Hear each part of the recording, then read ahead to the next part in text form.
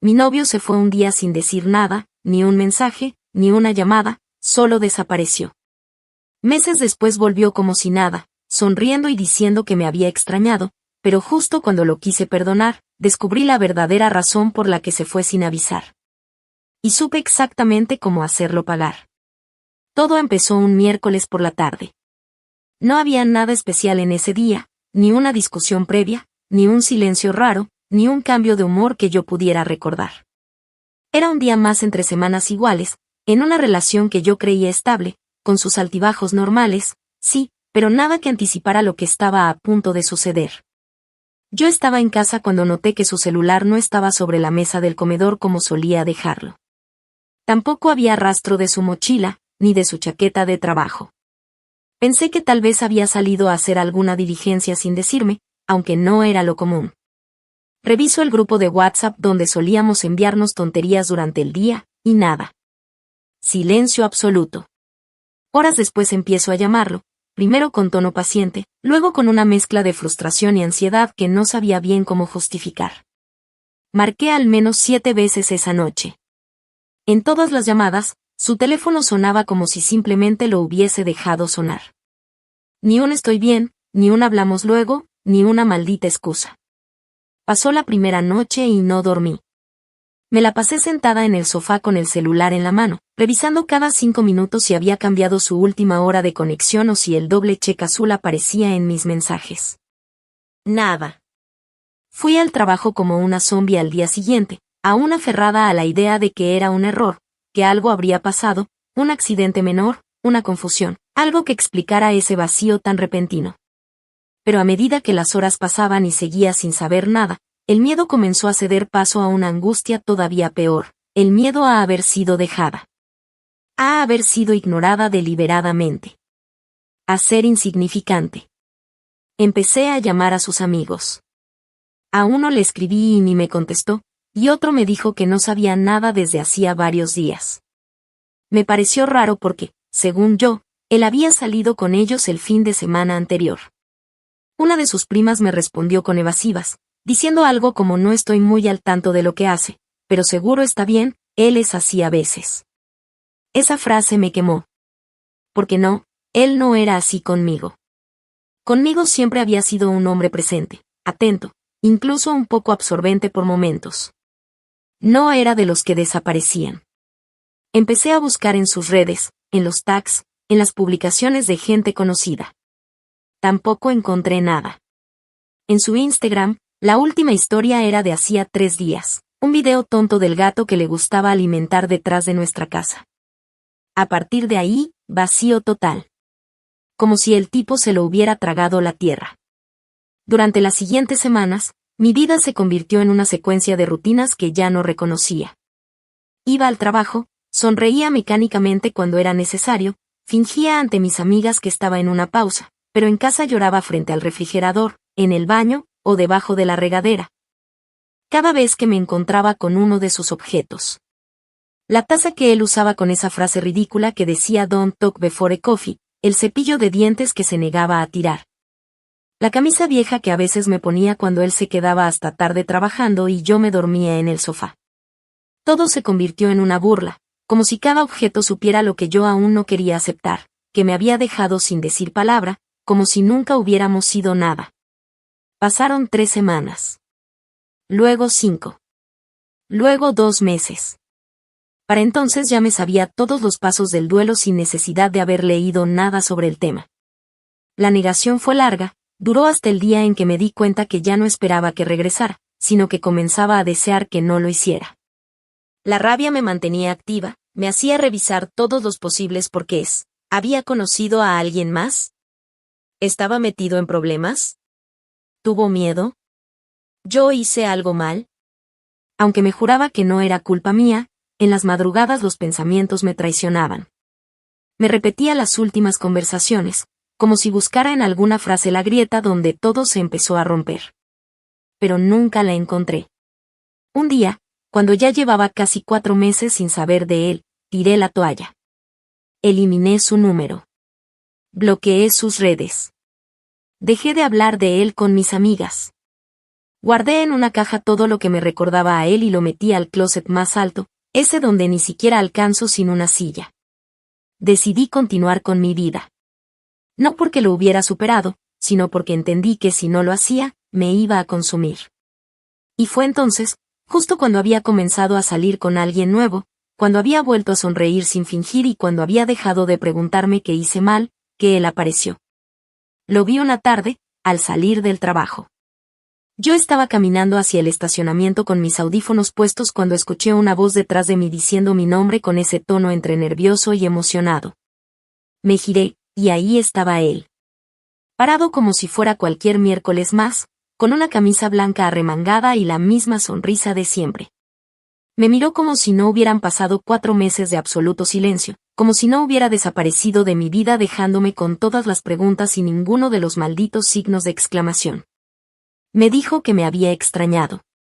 Y yo, en ese momento, sentí como mi corazón se detenía por un segundo. No por amor, no por ternura, sino por la furia que me quemó el pecho con una violencia que no recordaba haber sentido nunca. No respondí. No ahí. No todavía. Me limité a mirarlo como si no supiera quién era. Pero por dentro, algo se activó. Algo frío, firme, indetenible. Porque en ese instante, entendí que yo también había cambiado. Y que no iba a dejar que todo eso se quedara así. Lo escuché, claro. Escuché su tenía cosas que resolver, su no era el momento para hablar, su estuve pasando por mucho. Escuché todo eso mientras lo miraba y asentía con la cabeza, pero ya no era la misma. Ya no era la mujer que lo esperó llorando frente al celular. Ya no era la idiota que buscó excusas para justificar el abandono. Lo dejé hablar. Le dejé creer que yo iba a caer. Y cuando finalmente me preguntó si podríamos tomar algo, si podía explicarme todo, le dije que sí, que claro, que merecía eso. Pero lo que él no sabía es que esa cita no iba a ser una reconciliación. Iba a ser el comienzo de su condena. Porque justo cuando pensé que todo había sido una cobardía más, descubrí la verdad de por qué se había ido, y ahí entendí exactamente cómo iba a hacerlo pagar. Actualización 1. Habían pasado 3 días desde aquel reencuentro extraño. 3 días desde que su cara volvió a aparecer en mi vida como si la hubiera dejado en pausa, como si los 4 meses de su desaparición se pudieran justificar con 2 frases y una sonrisa torcida. Me escribió varias veces, y aunque no respondí inmediatamente, no lo bloqueé. Sabía que si quería entender qué había detrás de su abandono, tenía que hacer algo que me costaba horrores, fingir que aún me importaba lo suficiente como para escuchar. Y fingí. Fingí como nunca. Acepté ir a vernos a un café donde solíamos encontrarnos antes del trabajo, uno pequeño, con esas sillas incómodas de metal y los mismos baristas desde hace años. Nos citamos un sábado por la tarde, y no fue coincidencia que eligiera un lugar donde había demasiados ojos conocidos como para que él intentara alguna estupidez emocional que me desbordara. Quería tener todo bajo control. Y lo hice. Llegué 15 minutos antes, me senté en la mesa de siempre, la que da a la ventana que mira directo a la avenida, y me pedí el mismo café que solía tomar cuando íbamos juntos. Lo hice a propósito. Quería ver si él notaba algo. Quería ver si realmente me conocía o solo me había idealizado como parte del decorado de su vida. Cuando llegó, entró con esa manera suya de caminar como si conociera a todo el mundo, con esa seguridad arrogante que solía parecerme encantadora y que ahora me revolvía el estómago. Me saludó como si fuéramos viejos amigos que tenían una conversación pendiente desde hace meses. No noté culpa en su voz, ni vergüenza, ni siquiera ese pequeño temblor que a veces te delata cuando sabes que la cagaste feo. Nada. Solo esa sonrisa y ese me alegra tanto verte que me dieron ganas de tirarle el café encima.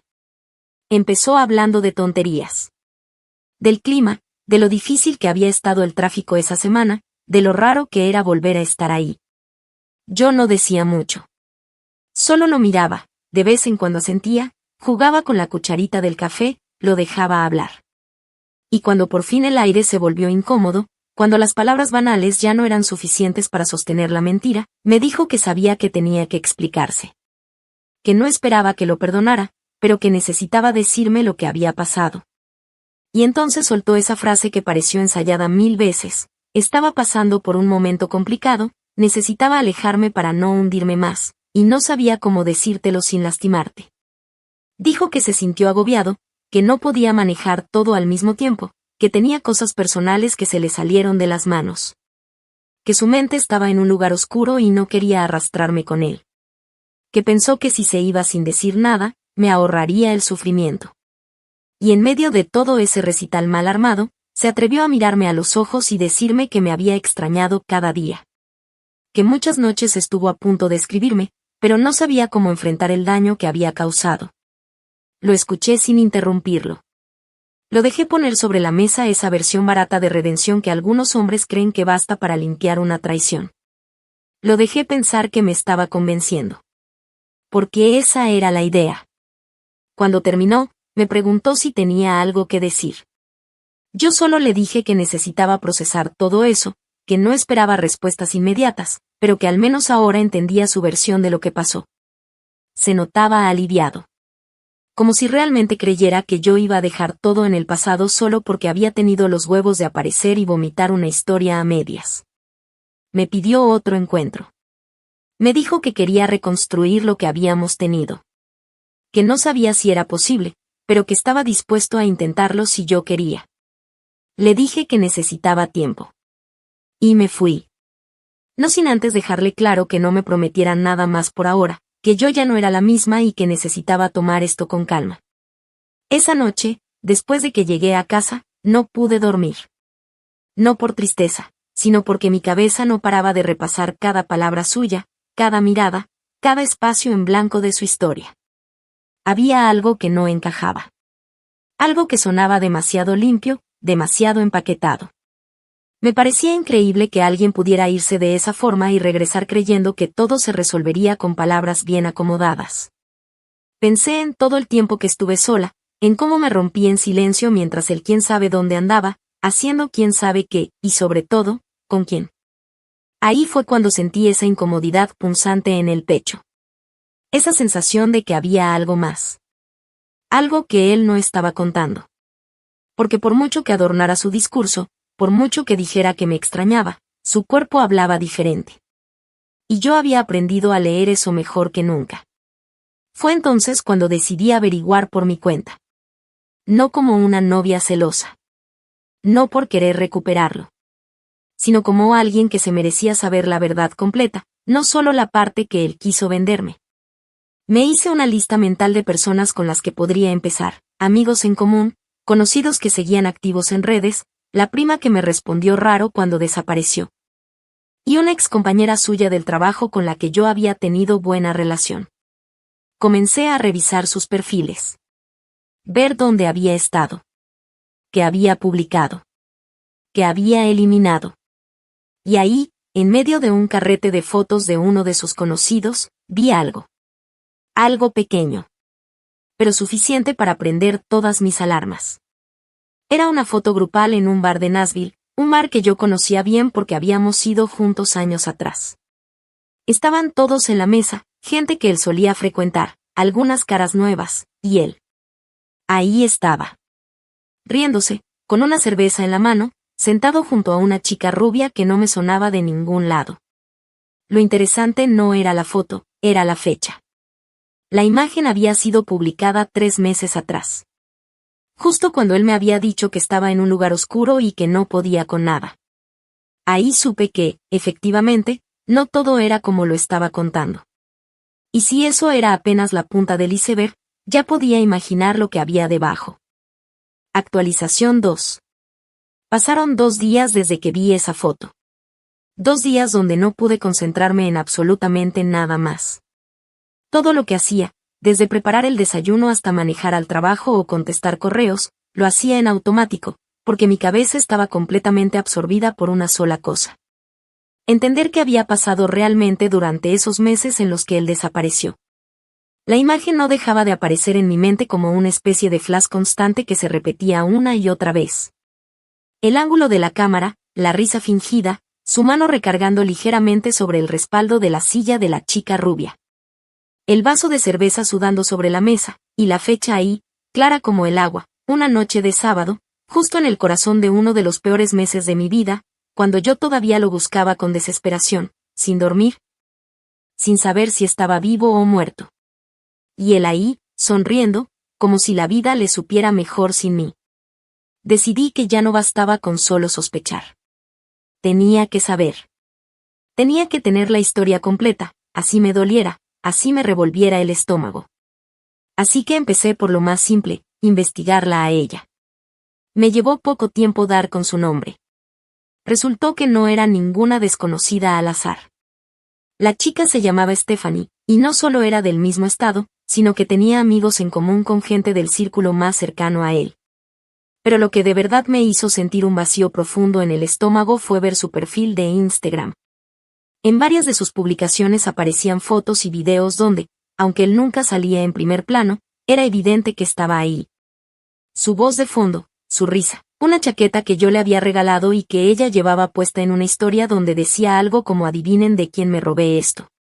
La rabia que sentí en ese momento no fue solo por la traición, sino por la forma en la que lo había manejado todo, como si yo fuera una nota al pie, una historia que se podía cerrar sin aviso.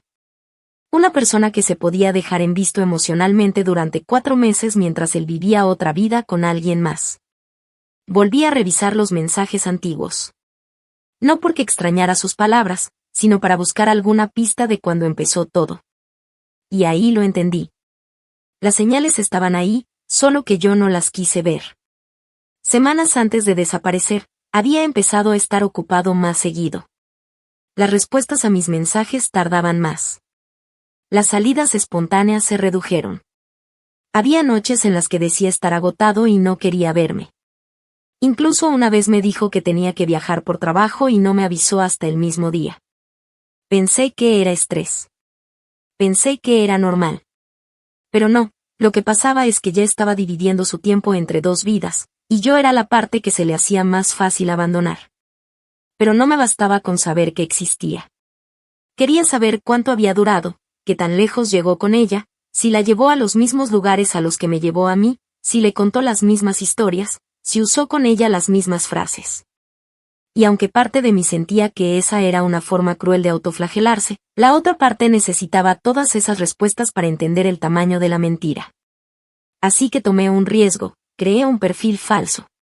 No era algo que me enorgulleciera, pero sentía que ya no estaba en un lugar donde el orgullo tuviera espacio. Era cuestión de sobrevivencia emocional. Me presenté como alguien interesada en temas similares a los de Stephanie, me metí en sus círculos, comenté en sus publicaciones. Eventualmente, ella me siguió de vuelta, y ahí tuve acceso a todo. Había fotos guardadas, historias destacadas, publicaciones antiguas que no eran públicas para cualquiera. Y en medio de todo eso, encontré lo que me terminó de destrozar la poca compasión que quedaba en mí. En una de las carpetas destacadas, titulada Verano pasado, había un video grabado en la playa.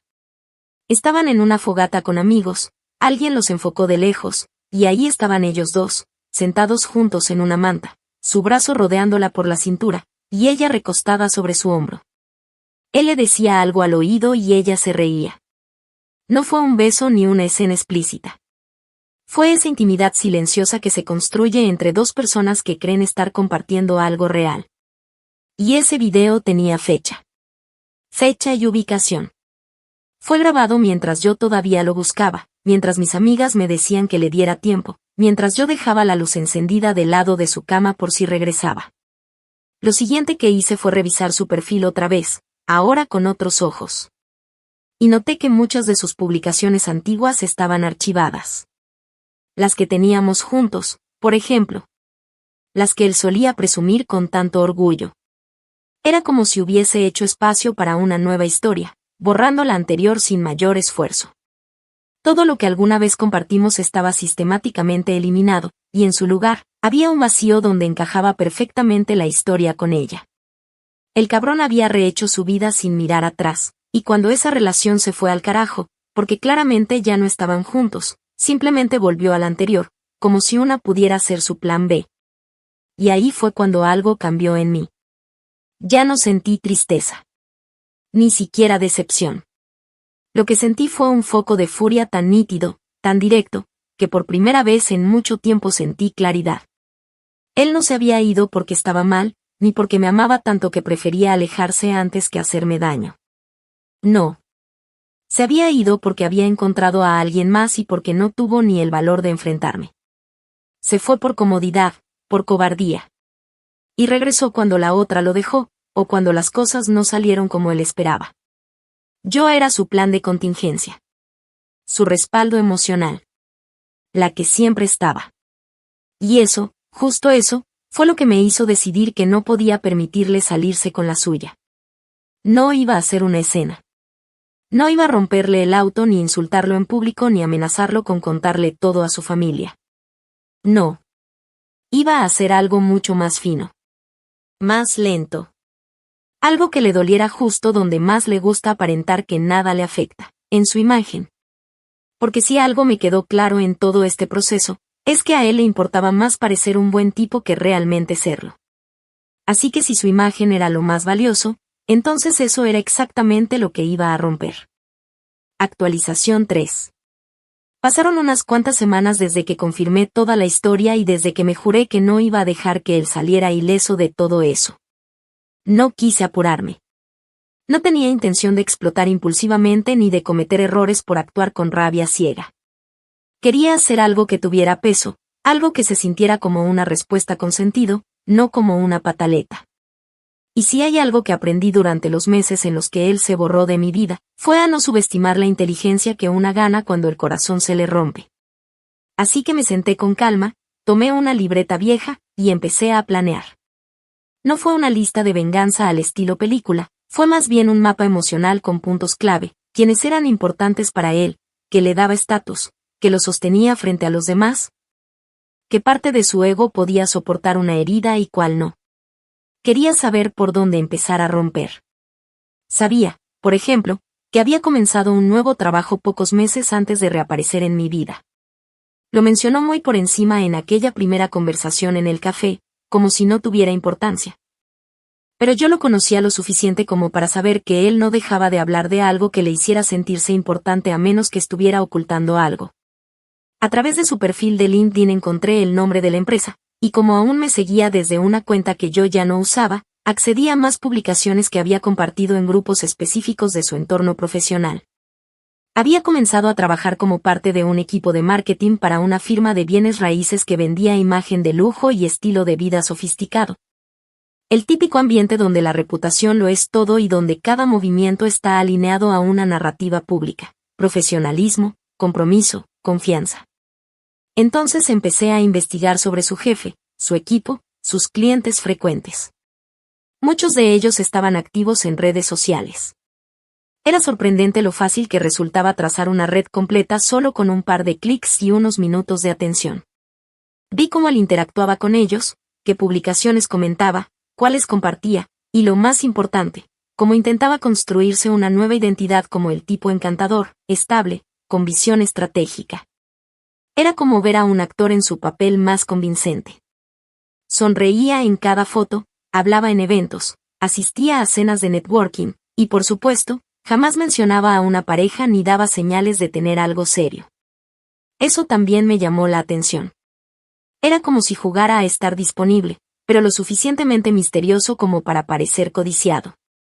No era solo un narcisista con problemas de compromiso. Era un manipulador metódico que sabía cómo posicionarse donde quería. Con toda esa información, supe que no podía solo contar lo que había hecho. Tenía que mostrarlo. Y no de cualquier forma. Tenía que hacerlo desde dentro. Así que me dediqué, durante varios días, a recolectar todo lo que tenía, capturas de sus mensajes, fotos del viaje que hizo con Stephanie, comentarios cruzados en publicaciones, videos donde se lo veía de fondo mientras supuestamente estaba desaparecido, incluso una conversación que tuve con una excompañera suya que me confirmó, sin saber quién era yo, que durante ese verano él se había ido a vivir con una rubia guapísima que al parecer era hija de uno de los inversionistas del proyecto, donde él había trabajado antes de cambiarse de empresa. Esa pieza fue clave. No porque me afectara emocionalmente, ya a esas alturas nada me sorprendía, sino porque me dio el último elemento que necesitaba, un conflicto de interés. Esperé pacientemente a que se acercara a una de sus presentaciones públicas. Él había estado anunciando en su perfil que iba a dar una charla en un evento local para emprendedores del sector inmobiliario. La charla era abierta, con registro gratuito, y como era en una universidad local, pude inscribirme sin levantar sospechas. Fui sola, me senté al fondo, tomé nota como una más del público, y observé. Lo vi hablar con toda esa seguridad con la que solía convencerme a mí de cualquier cosa. Se notaba cómodo, carismático, como si el mundo entero le perteneciera. Pensé por un segundo que quizá por eso dolía tanto lo que había hecho, porque era bueno para convencer, para manipular, para envolverte. No era un imbécil cualquiera. Era uno de esos tipos que sabían disfrazar su ego bajo capas de falsa humildad y discurso elaborado. Y por eso su caída tenía que ser pública. Sutil. Implacable. Al día siguiente del evento, creé una cuenta anónima con un nombre ficticio y empecé a mandar, de forma privada y bien dirigida, pequeñas piezas de información a contactos clave de su entorno laboral. No mandé todo de golpe. Solo fragmentos, preguntas, insinuaciones. Cosas como ustedes tienen a este tipo hablando sobre ética, pero sabían que mientras decía estar en tratamiento emocional estaba en un viaje romántico con la hija del inversionista de su antiguo empleador. ¿O no es raro que justo después de dejar a una mujer sin explicación alguna, se metiera en otra relación con claros beneficios de negocio? No firmé los mensajes. No incluí insultos ni me explayé en explicaciones. Solo dejé la evidencia. Fría. Cruda. Incontestable. No pasó ni una semana para que su perfil profesional empezara a cambiar. Primero dejaron de mencionarlo en los posts del equipo. Luego su nombre fue retirado de la próxima presentación en la que supuestamente iba a participar. 2 semanas después, su LinkedIn se quedó congelado, sin nuevas actualizaciones. Y una tarde, mientras tomaba un café frente a mi computadora, me llegó un correo desde su antigua dirección laboral, la misma desde la cual él me había enviado propuestas años atrás cuando creía en su talento. Y el mensaje decía simplemente, esta dirección ya no está activa. Ahí supe que había funcionado. Que no lo despedí yo. Se despidió solo. Yo solo me aseguré de que todos tuvieran la verdad que él tanto se empeñaba en ocultar. Y eso fue solo el comienzo. Porque lo que vino después no fue una caída repentina. Fue algo mucho más lento. Y mucho más doloroso para él. Actualización 4. Habían pasado ya varias semanas desde aquel correo. Durante ese tiempo, no solo no supe nada directamente de él, sino que su presencia online, esa que tanto cuidaba, esa fachada tan perfectamente calculada, comenzó a diluirse lentamente. Fue casi imperceptible al principio. Su perfil de LinkedIn dejó de tener movimiento, sí, pero también sus redes personales, que antes usaba para compartir frases motivacionales, fotos de reuniones sociales o selfies con esa sonrisa autosuficiente. Comenzaron a parecer abandonadas. Un silencio digital extraño para alguien que vivía construyendo su personaje como si su vida fuera una marca. Pero ese silencio no fue casual.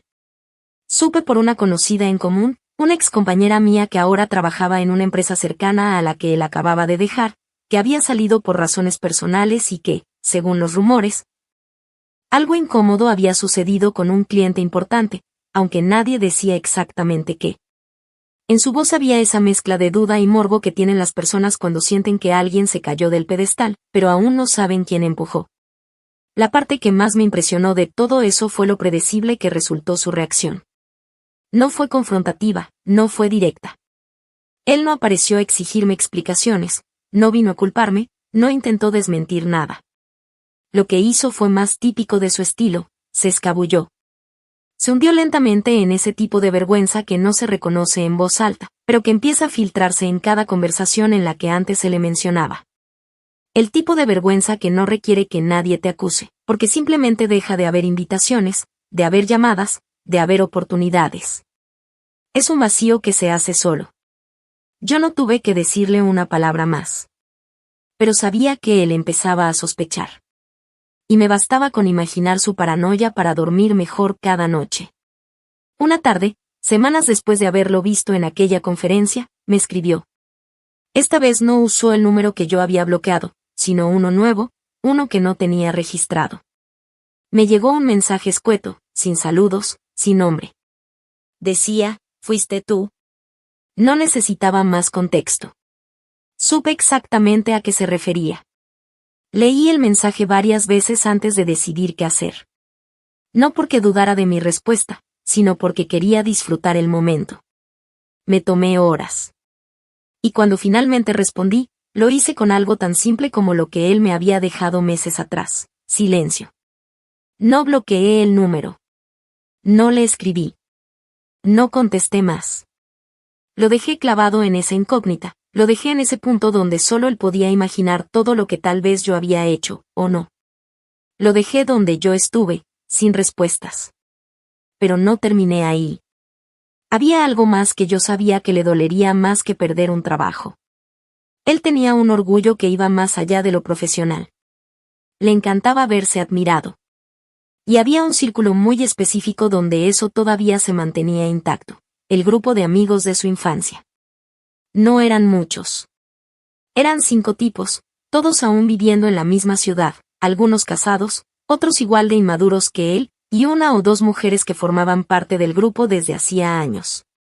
Todos se mantenían en contacto, no con la intensidad de los 20, pero sí con la periodicidad suficiente como para seguir creyendo que se conocían.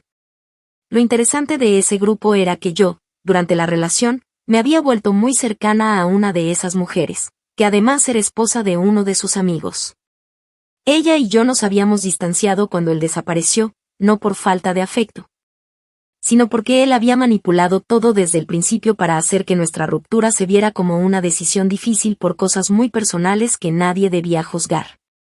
Ella no me lo dijo directamente, pero se notaba que no quería meterse. Lo entendí. Pero ahora era distinto. Así que volví a hablarle. Le escribí con honestidad, sin fingir vulnerabilidad ni forzar ninguna escena. Le dije que necesitaba contarle algo que probablemente le haría reevaluar algunas cosas, pero que prefería que lo supiera por mí antes de que lo escuchara por otra persona. Aceptó encontrarse conmigo. Nos vimos en una cafetería tranquila, en una zona residencial, lejos de los lugares donde él solía moverse. Le conté toda la historia. Sin drama, sin exageraciones. Le mostré las pruebas. Los mensajes, las fotos, los videos. Le expliqué la cronología completa, desde que desapareció hasta que supe de Stephanie, el perfil falso, la información filtrada, todo. No por querer que ella hiciera algo con eso, sino porque sabía que ella sabría exactamente cómo llevar esa información a donde debía llegar. Ella no me interrumpió mientras hablaba. Solo asentía. A veces apretaba los labios, a veces soltaba un suspiro largo. Cuando terminé, me dijo algo que nunca voy a olvidar: yo lo sospeché. No sabía qué, pero siempre sentí que algo no me cerraba. Gracias por decírmelo. Y tranquila, esto no se va a quedar aquí. Menos de una semana después, me enteré por terceros que la última reunión del grupo había sido un completo desastre. Que él intentó defenderse, pero nadie lo escuchó. Que uno de sus amigos lo enfrentó directamente y le dijo que después de lo que supieron, ya no tenía nada que hacer ahí. Que la misma amiga con la que me vi lo llamó una decepción disfrazada de tipo carismático. Esa frase me la contaron con lujo de detalles. Incluso me mandaron un mensaje de voz donde alguien comentaba entre risas amargas cómo él se había quedado sin palabras cuando le preguntaron si había usado su relación con Stephanie para escalar en el trabajo, sabiendo que eso implicaba pisotear a la persona que supuestamente amaba. No pude evitar sonreír. No de satisfacción barata, sino de justicia. Porque esa era la clase de caída que no se arregla con una historia bonita ni con una nueva pareja. Esas son las que se te pegan al nombre como una sombra larga, una que no importa cuánto trates de sacudirte, siempre vuelve en las conversaciones cuando alguien te menciona. Y lo mejor de todo es que aún no sabía lo que venía. Porque aunque ya había perdido su trabajo y su círculo de amigos lo estaba dejando de lado, todavía tenía una última pieza del tablero que yo no había movido. Una que él jamás vio venir, y que venía directamente de alguien que él creía completamente fuera de mi alcance. Pero no lo estaba. Actualización final. Pasaron casi 2 meses desde aquella última reunión donde sus propios amigos, los que él había mantenido cerca por años, decidieron dejarlo fuera. No fue un exilio explícito, no hubo gritos ni expulsión formal. Fue mucho peor, un desplazamiento silencioso, ese tipo de desaparición social que duele más porque no deja rastros visibles pero se siente como una pared que te rodea y no te deja entrar. Me llegaron rumores de que había intentado sumarse a otro grupo de conocidos, viejas amistades de la universidad, pero incluso ahí ya comenzaban a llegarle ecos de lo que había hecho. Algunos simplemente lo evitaban. Otros, los más cínicos, todavía lo escuchaban, pero por detrás lo ridiculizaban. Su nombre empezó a circular con una connotación que antes no tenía. Ya no era el tipo brillante y encantador que había ascendido por méritos, ahora era el tipo que se trepó en la cama equivocada, que desapareció cobardemente de una relación seria y que volvió a buscar consuelo cuando todo lo demás se le cayó encima. Nadie le decía nada a la cara, claro, pero en esa ciudad, las cosas no necesitan gritarse para convertirse en marca. Yo, mientras tanto, seguía observando en silencio. No sentía la necesidad de intervenir más, ni de repetir lo que ya había logrado. No necesitaba validación externa ni aplausos. Pero había algo que me quemaba por dentro. Algo que no era odio, ni rencor, ni sed de justicia. Era una especie de necesidad de cerrar el ciclo, de hacer que todo tuviera una simetría clara. Porque si algo me quedó claro en toda esta experiencia, fue que él nunca creyó que mis manos fueran capaces de sostener algo más que una relación. Nunca pensó que yo podía hacer daño si me lo proponía. Me subestimó. Me trató como una página secundaria, como una historia que podía cerrar sin una sola línea final. Y por eso, había una última pieza que necesitaba mover. Su madre. Durante los 2 años que estuvimos juntos, él siempre tuvo una relación tirante con su familia, pero con su madre en particular. Ella era una mujer complicada, una de esas personas que manejan su entorno a través de comentarios pasivo-agresivos y una obsesión por las apariencias. Nunca fuimos cercanas, pero durante la relación hicimos un esfuerzo por mantener cierta cortesía. Hubo cenas familiares, llamadas de cumpleaños, una vez incluso me acompañó a una cita médica cuando él no pudo. Sabía que ella me tenía aprecio. No una devoción genuina, pero sí un respeto que se había cultivado con tiempo y paciencia. Me recordaba como la novia seria, estable, la que lo mantenía centrado según sus propias palabras. Lo que ella no sabía, o fingía no saber, era que su hijo era un farsante de tiempo completo. Y aunque pensé durante mucho tiempo que no tenía sentido arrastrarla a todo eso, hubo algo que me hizo cambiar de opinión, un mensaje. Un mensaje que me llegó una tarde a mi correo antiguo, ese que usaba solo para temas de trabajo y que casi nunca revisaba. El asunto decía simplemente lamento todo lo que pasó, y el remitente era ella. En el texto me decía que no entendía bien lo que había ocurrido entre nosotros, que su hijo no hablaba de eso, pero que había notado un cambio en él, un deterioro emocional. Y que algo me decía que lo que pasó no había sido justo. Era corto, educado, casi frío. Pero suficiente.